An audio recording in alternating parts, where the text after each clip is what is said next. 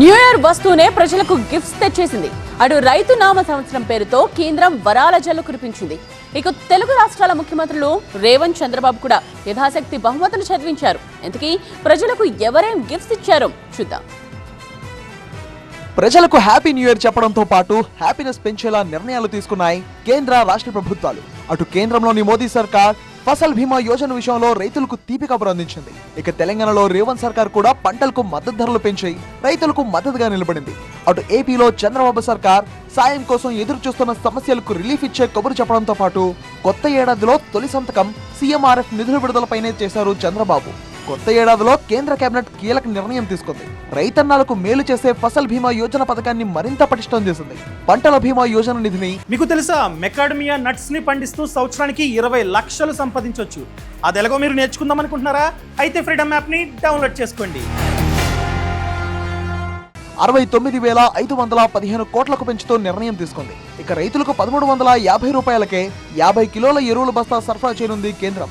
తద్వారా దేశవ్యాప్తంగా 4 కోట్ల మంది రైతులకు లబ్ధి చేకూరనుంది. ఇక డీఏపీ ఎరువులపై అదనపు భారం కేంద్రమే భరించనుంది.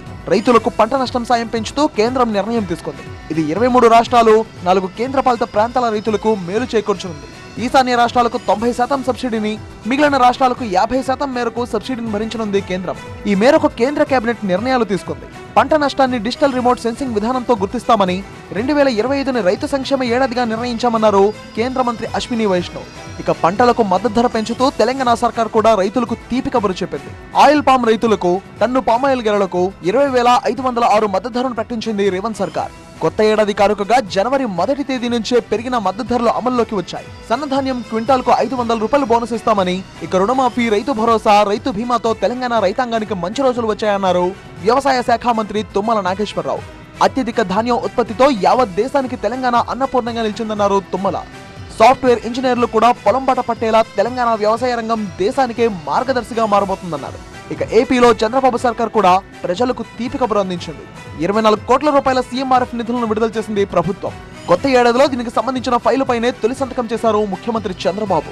దీనివల్ల 1600 మంది పేదలకు ఆర్థిక సాయం అందుతుంది. ఇలా కేంద్రంతో పాటు తెలంగాణ, ఏపీ ముఖ్యమంత్రులు కూడా ప్రజలకు న్యూ ఇయర్ గిఫ్ట్లను అందించారు.